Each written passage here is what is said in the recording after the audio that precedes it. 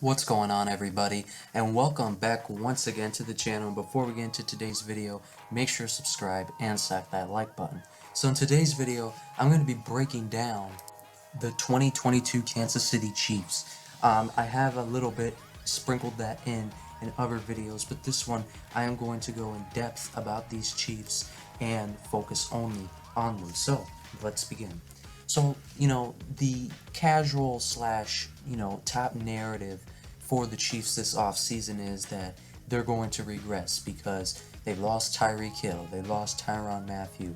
Other teams in the AFC are getting more stacked and stacked. This narrative, I feel, is tremendously just incorrect and just proves, if someone's a casual understanding or not. If you look at this Chiefs team and compare them to the rest of the AFC West, they're the team that has the most continuity. They're the team that has, the most stability. The Raiders are coming in with a new head coach. The Chargers are with a third-year quarterback and a second-year head coach. The Broncos are with a new quarterback and a new coach.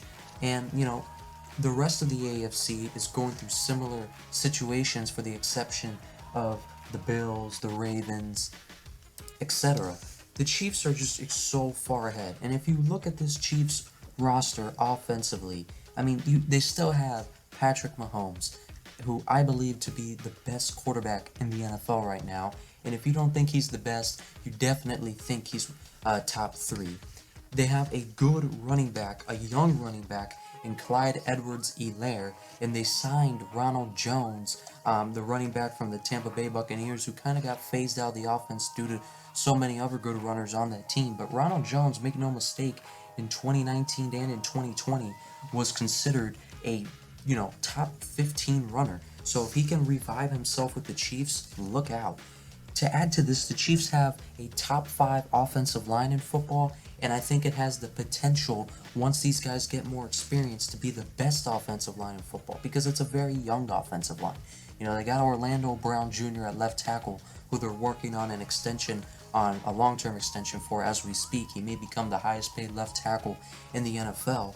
Orlando Brown is a top 3 tackle. Then they got Joe Thuney at left guard, one of the better veteran guards in the NFL.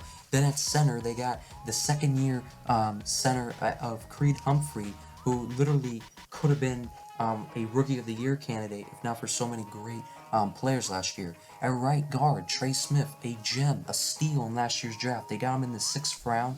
The guy was graded a top 5 offensive guard in all of football by PFF. And then at right tackle, that's the weakest spot on the O-line, but it's not really that weak. They have Lucas Niang, who's coming back from an injury, and they drafted Darian Kennard, who was another steal. They got him in the 4th round, and he can start at right tackle. And worst case scenario, Andrew Wiley can come in and play at right tackle. He's proving to do that. So that offensive line is for sure a top 5 offensive line in football, and has the potential, like I said, to become the best by the end of this season. And then if you look at the wide receiver position, and again, the offensive line isn't just going to help Patrick Mahomes, it's going to help these good running backs that they have. And then they also drafted Isaiah Pacheco in the 7th round, more of a dart kind of a pick, but who knows, maybe he can become something more. And then at wide receiver, they're loaded. They're loaded. They have a better receiving core this year than they did last year, despite losing Tyreek Hill. You have Mecole Hardman, who now will be entering his 4th year, who, he can step up and maybe become, that true wide receiver 1. So far in his career, he's been more of a low-end wide receiver 2 slash gadget kind of a player, but I think he can step up and become that wide receiver 1, and he's shown flashes of it. But if he doesn't, that's fine. They just brought in Juju Smith-Schuster, who everyone likes to make fun of for being a TikTok star, but Juju Smith-Schuster literally had a 1,400-yard season just a couple of years ago, and the reason for the decline in some of his stats is, one, because he was their only good receiver for a little while, getting double-teamed a lot, and to add to it, even when he wasn't, he had Ben Roethlisberger at quarterback, who literally took 1,000 steps backwards in overall playing. So it was a rough situation for Juju Smith-Schuster, plus some injuries. It was a rough situation. I think this would be the perfect place for Juju Smith-Schuster to revitalize himself.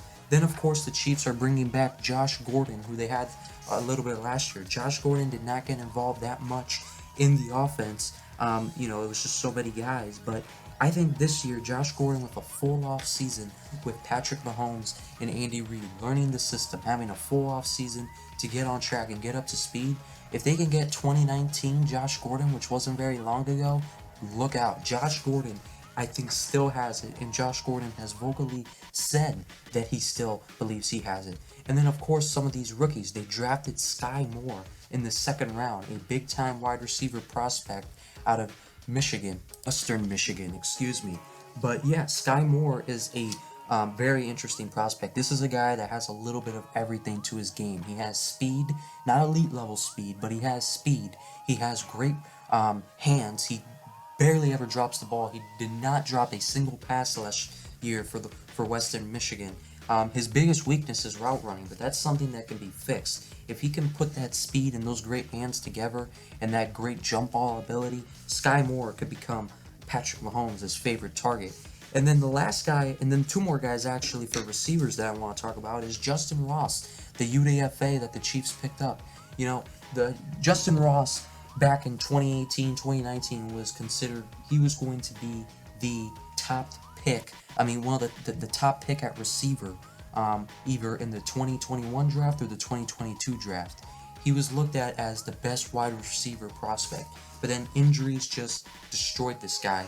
And, you know, his production went down, and now no one drafted him, and a few teams were interested in him as a UDFA, but the Chiefs ultimately won the battle for it. If Justin Ross can get back to what he was before, the Chiefs will have another possible #1 wide receiver for Patrick Mahomes to work with.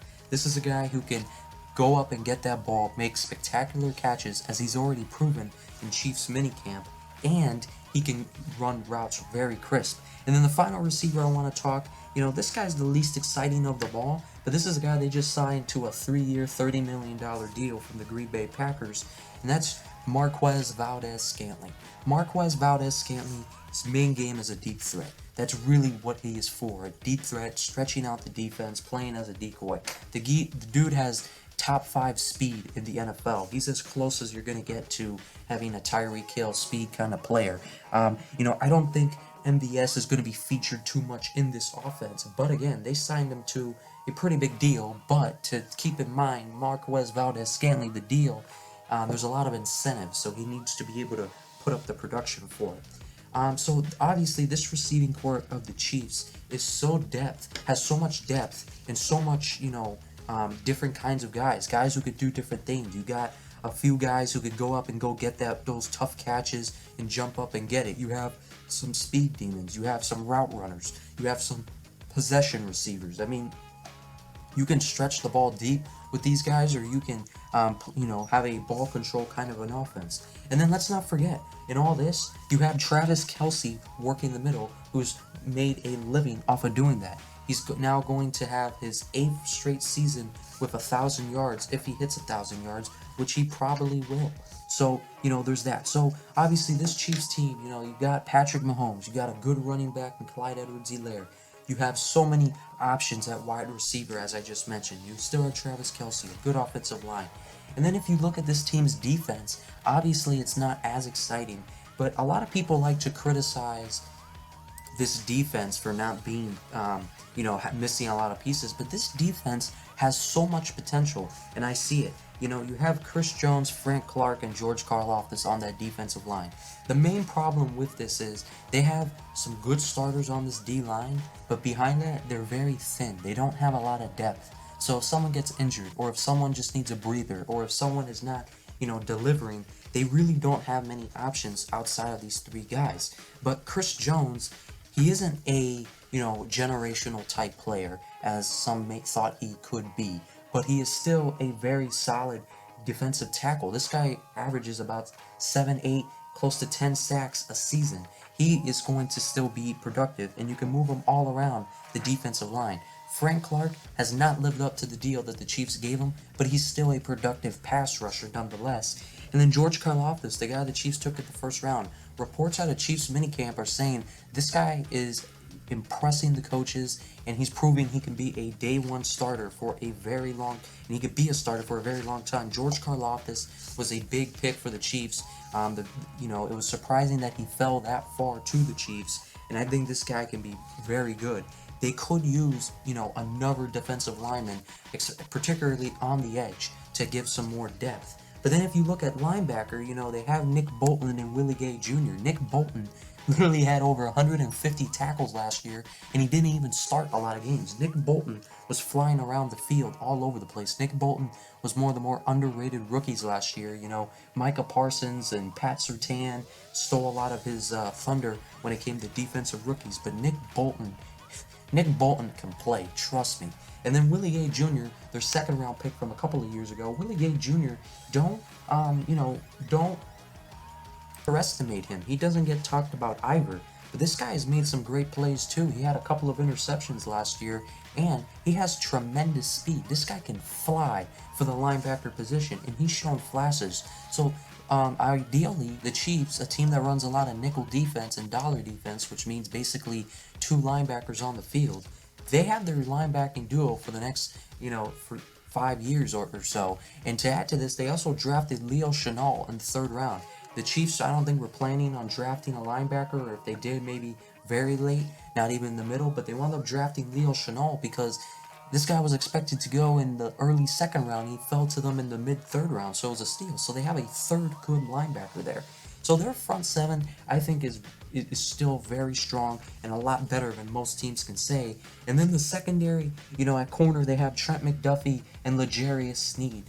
Trent McDuffie is another first-round pick by the Chiefs this year, a guy who was not expected to fall also to where he did for the Chiefs to get him. I questioned the pick at the time because Jermaine Johnson also fell and he was on the board, and that guy was considered a top, 5 kind of a prospect. But Trent McDuffie's another guy who, he fills a position of need, and it would have been a steal. He was a steal too, but both would have been a steal. But Trent McDuffie, I think, is a very solid corner. You look at his film, there's really no weakness to his game. The biggest concern about Trent McDuffie is not really any of his skills or how he plays. It's really a physical attribute, and that's his height. But that's something that can be, obviously you can't change your height, but obviously that's something that he can overcome with just how good he is on the ball. And then, like I said, they have L'Jarius Sneed, who will be entering his third year. L'Jarius Sneed has had some up and downs throughout his career so far. But overall, I think this guy is one of the better slot corners in the NFL, meaning covering not on the outside, covering the inside. And he has some really nice speed to him. And then, at the safety position, they lost Tyrann Mathieu, but they signed a Justin Reid in free agency, a young, fast, hard-hitting safety. It's a high-risk, high-reward kind of a signing. 3 years, $30 million. Obviously, the Chiefs are sold on him, and this could go down as one of the signings, deep into the season. Like, damn, why didn't anyone else get him? And I think, he could be a upgrade over Tyrann Mathieu in the sense this guy can fill the need for a longer period of time because of his youth. And then they also drafted Brian Cook in the second round, which may have been a little bit of a stretch, but Brian Cook is another guy, a physical, hard-hitting safety who, if developed correctly, can become a starting safety in this league and maybe more. Then don't forget about Juan Thornhill. Juan Thornhill, second round pick from a few years ago, has shown some very good stuff. His main problem is just staying on the field, injuries. But when that guy's on the field, he is a starting caliber safety. So when you put all this together, I think the Chiefs have a for sure still top 5 offense, maybe even top 3 offense in the NFL. And I think their defense at full potential can reach a top 10 status or maybe even more. I think the Chiefs are fine. I think this team still has a great record. I think they can go 13-4. At the worst, they go 11-6. I think this team is going to be just fine. They have tough schedule. One of the toughest schedules in the NFL, but I think that's only going to make them stronger heading into the postseason. But yeah, comment down below what you guys think about the Chiefs. I just broke down pretty much all their starters and what I expect to see with this team heading in. And for this last part of the video, I do want to kind of give a prediction for yardage for some of these receivers. For Juju Smith-Schuster, I can see him reaching 1,000 yards. I think Juju Smith-Schuster is going to have a monster year in this offense. For Mecole Hardman, I see him not quite reaching 1,000 yards, because you got to remember, the more playmakers there are, the more he spreads the ball around which means the less yardage for players. But I still think Mecole Hardman's going to have a career year and hit well over 800 yards receiving. Sky Moore in his rookie year, if things go right and he gets involved, I think he can have 800 yards. Josh Gordon, I think Josh Gordon's going to have about 400 yards receiving in this offense, a lot more than last year. You know, I think he's going to get not as many opportunities as he did like on the Seahawks a few years ago, but this guy's still going to have some, you know, key moments to show what he can do. And maybe, who knows, if he continues to excel in this offense, he could get even more opportunities.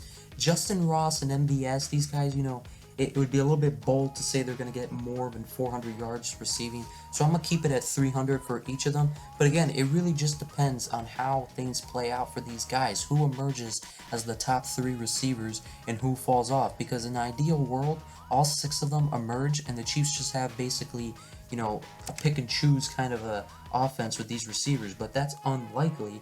But if at least 3 or 4 of them can, they're set. And it's very hard to say which 3 or 4 of these guys will emerge. And obviously Travis Kelce's going to do his thing with 1,000 yards. But yes, that is now the end of the video. I hope you enjoyed. And other than that, I'll see you guys next time.